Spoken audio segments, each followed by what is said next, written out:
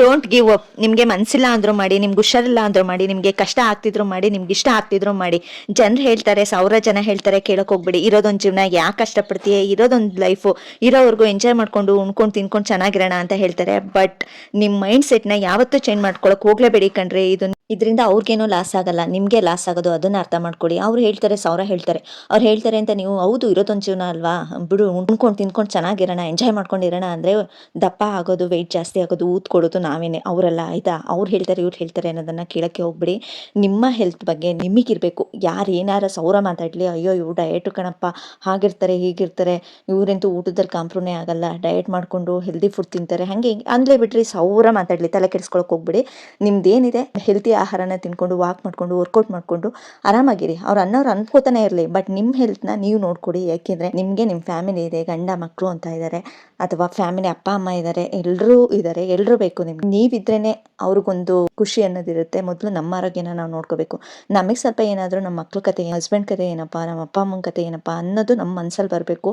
ಅದಲ್ಲದೆ ನಮ್ಮ ಆರೋಗ್ಯನ ನಾವು ಕೇರ್ ಮಾಡ್ಕೋಬೇಕು ಅಂದರೆ ನಾವು ಯಾವತ್ತೂ ಡೋಂಟ್ ಗಿವ್ ಅಪ್ ಮಾಡೋಕ್ಕೆ ಹೋಗಬಾರ್ದು. ನಾನು ಡಯಟ್ ಮಾಡಲ್ಲ, ಜಂಕ್ ಫುಡ್ನೇ ತಿನ್ಕೊಂಡಿರ್ತೀನಿ, ಏನು ಬೇಕಾದನ್ನು ತಿನ್ಕೊಂಡಿರ್ತೀನಿ ಅನ್ನೋಕ್ಕೆ ಹೋಗಲೇಬೇಡಿ ಪ್ಲೀಸ್. ಅದೊಂದು ರಿಕ್ವೆಸ್ಟ್ ಮಾಡ್ತೀನಿ.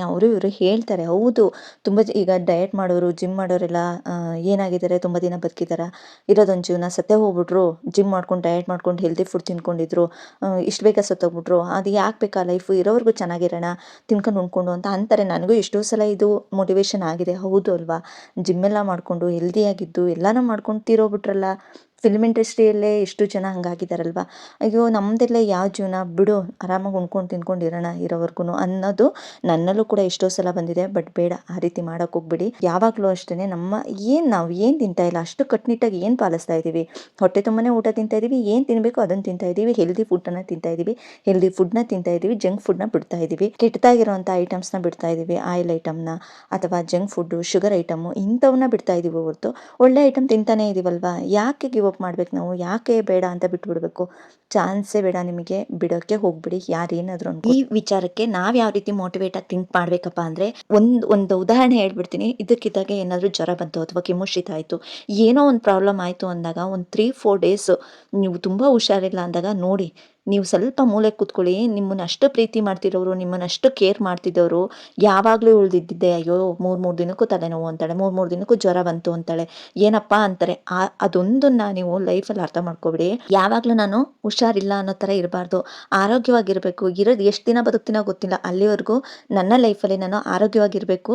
ನಾನು ಯಾರ ಜೊತೆನೂ ಒಂದೇನು ಅನಿಸ್ಕೋಬಾರ್ದು, ಇವಳ್ದು ಯಾವಾಗಲೂ ಕಾಯಿಲೆ ಮನುಷ್ಯ, ಇವಳು ಯಾವಾಗಲೂ ಇದ್ದಿದ್ದೆ, ಯಾವಾಗಲೂ ತಲೆನೋವು, ಯಾವಾಗಲೂ ಶೀತ, ಯಾವಾಗಲೂ ಜ್ವರ, ಯಾವಾಗಲೂ ಹೊಟ್ಟೆ ನೋವು, ಯಾವಾಗಲೂ ಮೈಕೈ ನೋವು ಅಂತಲೇ ಇರ್ತಾಳೆ ಕಣಪ್ಪ, ಸಾಕಾಗ್ಬಿಡದೆ ನನಗೂ ಹಾಸ್ಪಿಟಲ್ಗೆ ತೋರಿಸಿ ಅನ್ನೋ ಮಾತು ನಿಮ್ಮ ಮನೆಯವರಲ್ಲಿ ಬರಬಾರ್ದು.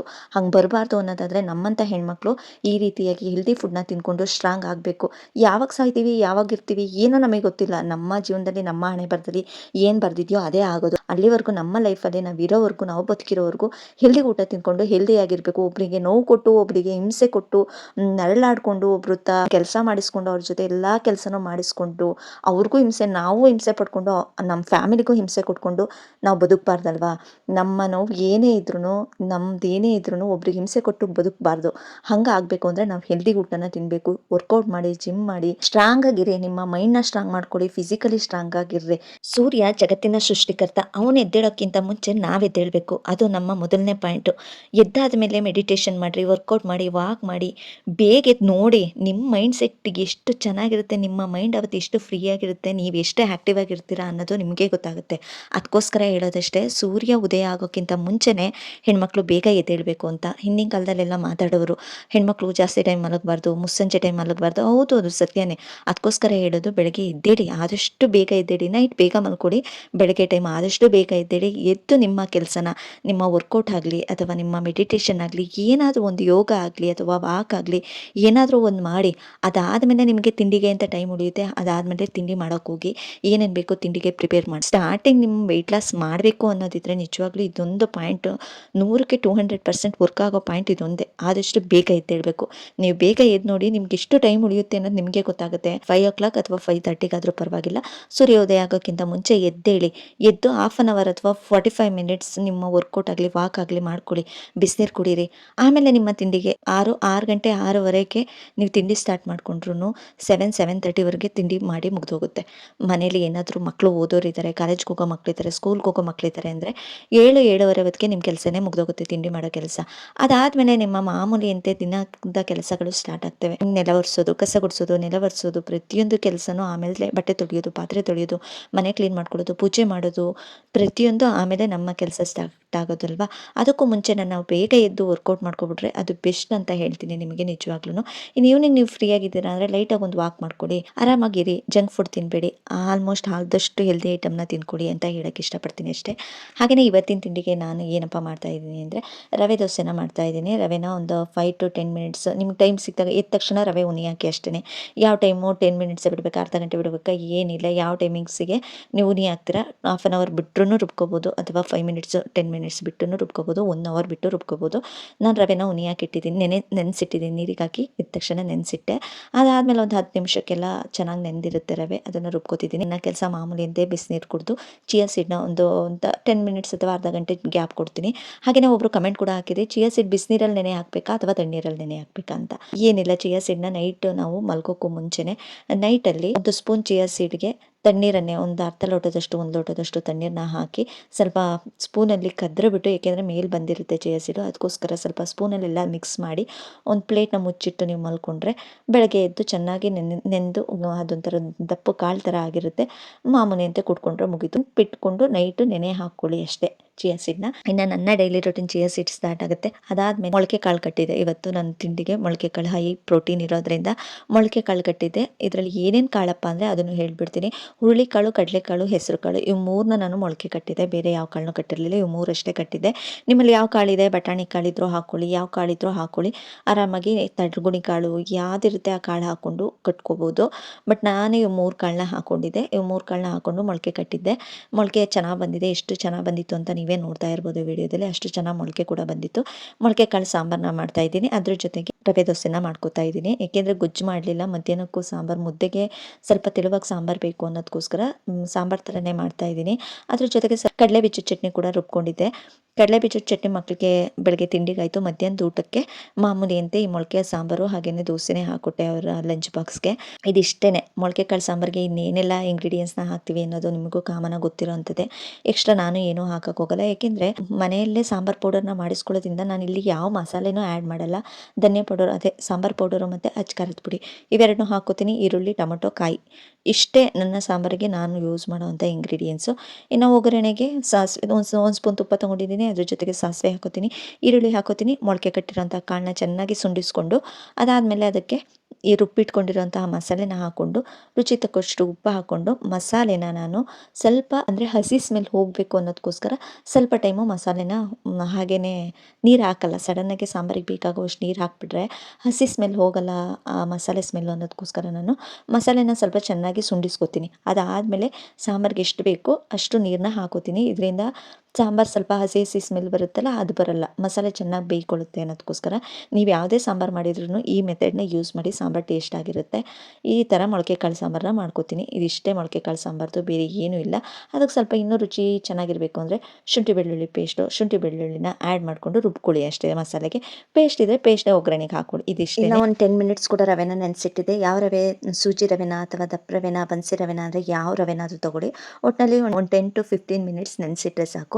ನೆನೆಸಿಟ್ಟಾದಮೇಲೆ ಆ ನೀರನ್ನೆಲ್ಲ ಸ್ವಲ್ಪ ಮೇಲೆ ಇರೋವಂಥ ನೀರನ್ನ ತೆಗೆದು ಚೆಲ್ಲಿ, ಅದು ಎಷ್ಟು ಬೇಕು, ಈ ದೋಸೆ ಹಿಟ್ಟಿಗೆ ಎಷ್ಟು ಬೇಕೋ ಅಷ್ಟನ್ನು ಮಾತ್ರ ಹಾಕ್ಕೊಂಡು ರುಚಿಗೆ ತಕ್ಕಷ್ಟು ಉಪ್ಪನ್ನ ಹಾಕ್ಕೊಂಡು ರುಬ್ಕೊಂಡ್ರೆ ಸಾಕು. ಸ್ವಲ್ಪ ಸಣ್ಣದಾಗಿ ರುಬ್ಕೊಬಿಟ್ರೆ, ತುಂಬ ಜಾಸ್ತಿ ರುಬ್ಬಕ್ಕೆ ಹೋಗ್ಬಿಡಿ, ಹಾಗೆಯೇ ಲೈಟಾಗೂ ರುಬ್ಬಕ್ಕೆ ಹೋಗ್ಬಿಡಿ. ದೋಸೆ ಹಿಟ್ಟು ಯಾವ ರೀತಿ ಇರುತ್ತೆ ಆ ರೀತಿ ರುಬ್ಕೊಂಡು ರವೆ ದೋಸೆ ಹುಯ್ಕೊಂಡ್ರೆ ಆಯಿತು. ಇದಿಷ್ಟು ರವೆ ದೋಸೆದು ಏನು ಎಕ್ಸ್ಟ್ರಾ ಯಾವುದೂ ಕೆಲಸ ಇರಲ್ಲ. ತುಂಬಾ ಈಸಿ, ಹಾಗೆಯೇ ಟೇಸ್ಟಾಗಿ ಕೂಡ ಇರುತ್ತೆ. ಇನ್ನು ಮಕ್ಕಳಿಗೆ ರವೆ ದೋಸೆ ಕೂಡ ಹಾಕ್ಕೊಡ್ತಾ ಇದ್ದೀನಿ. ನೀವು ನೋಡ್ತಾ ಇರ್ಬೋದು, ನೀಟಾಗಿ ಸಾಫ್ಟಾಗಿ ಚೆನ್ನಾಗಿ ಬರುತ್ತೆ. ಅದಲ್ಲದೆ ಟೇಸ್ಟು ಕೂಡ ತುಂಬ ಚೆನ್ನಾಗಿರುತ್ತೆ. ಮಕ್ಕಳಿಗಂತೂ, ನಮ್ಮ ಮಕ್ಕಳಿಗಂತೂ ಇದು ಫೇವ್ರೇಟ್. ರವೆ ದೋಸೆ ಅಂದರೆ ಸಖತ್ ಇಷ್ಟಪಡ್ತಾರೆ. ರವೆ ದೋಸೆನ ಮಾಡ್ಕೊಂಡಿದ್ದೀನಿ. ನಾನು ಕೂಡ ರವೆ ದೋಸೆನೇ ತಿನ್ಕೊಂಡಿದ್ದೀನಿ.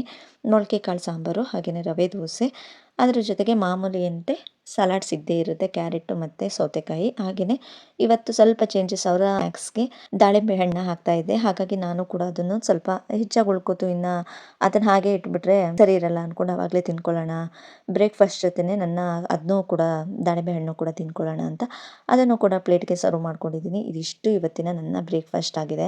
ಇದಕ್ಕೆ ನಾನು ಯಾಕೆ ಮೊಟ್ಟೆನ ಆ್ಯಡ್ ಮಾಡ್ಕೊಂಡಿಲ್ಲ ಅಂದರೆ ಕಾಳಲ್ಲೇ ಹೈ ಪ್ರೋಟೀನ್ ಇರೋದ್ರಿಂದ ಬೆಳಗ್ಗೆ ಟೈಮ್ಗೆ ನನಗೆ ಒಂದು ದೋಸೆಲಿ ಕಾರ್ಬ್ ಸಿಕ್ತು, ಹಾಗೆಯೇ ಮೊಳಕೆ ಕಾಳಲ್ಲಿ ಪ್ರೋಟೀನ್ ಸಿಕ್ತು, ಇನ್ನು ಸೌತೆಕಾಯಿ, ಕ್ಯಾರೆಟು ಹಾಗೆಯೇ ಹಣ್ಣು ಇವು ಮೂರಲ್ಲಿ ನನಗೆ ಫೈಬರ್ ಅಂಶ ಸಿಕ್ತು. ಇದಿಷ್ಟು ನನಗೆ ನನ್ನ ಹೊಟ್ಟೆಗೆ, ನನ್ನ ಡಯಟ್ಗೆ, ನನ್ನ ವೆಯ್ಟ್ ಲಾಸ್ಗೆ ಇದಿಷ್ಟು ಬ್ಯಾಲೆನ್ಸ್ ಫುಡ್ ಅಂತ ಅನ್ಕೋತೀನಿ. ಇದಿಷ್ಟು ನನಗೆ ಸಾಕು. ನೀವು ಕೂಡ ಮನೇಲಿರೋಂಥ ಐಟಮ್ಸಲ್ಲೇ ಕಾಳು ಅಥವಾ ಹಣ್ಣು ಅಥವಾ ಸೊಪ್ಪು ತರಕಾರಿ ಇಂಥದ್ರಲ್ಲೇ ನೀವು ಬ್ಯಾಲೆನ್ಸಾಗಿ ಆರಾಮಾಗಿ ಹೊಟ್ಟೆ ತುಂಬ ತಿಂದ್ಕೊಂಡು ನೀವು ವೆಯ್ಟ್ ಲಾಸ್ನ ಮಾಡ್ಬೋದು. ಅದಕ್ಕೋಸ್ಕರ ಹೇಳ್ತಾ ಇದ್ದೀನಿ.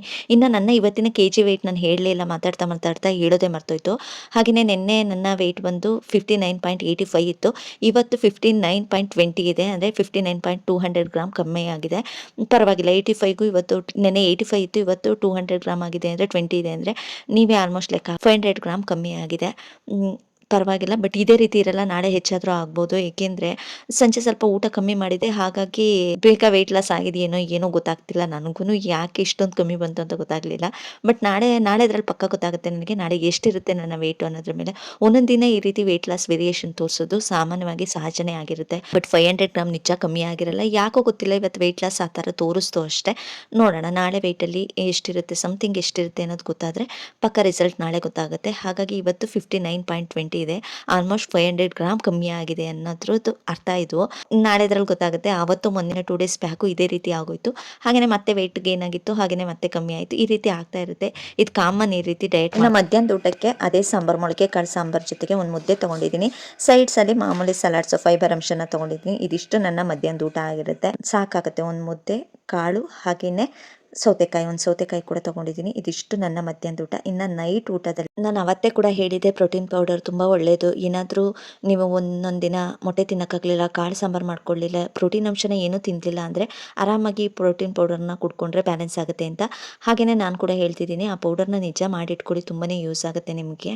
ಅದನ್ನು ದಿನದಲ್ಲಿ ಒಂದು ಟೈಮ್ ಕುಡ್ಕೊಂಡ್ರೆ ನಿಮಗೆ ಬೆಸ್ಟ್ ಪ್ರೋಟೀನ್ ಸಿಗುತ್ತೆ, ದೇಹಕ್ಕೆ ತುಂಬಾ ಒಳ್ಳೆಯದು ಅಂತ ಹೇಳೋಕ್ಕೆ ಇಷ್ಟಪಡ್ತೀನಿ. ನಾನು ನೈಟ್ ಊಟಕ್ಕೆ ಫ್ರೂಟ್ಸು ಅಥವಾ ಪ್ರೋಟೀನ್ ಪೌಡರ್ನ ಕುಡ್ಕೊಂಡು ನನ್ನ ನೈಟ್ ಊಟನ ಮುಗಿಸ್ಕೊತೀನಿ.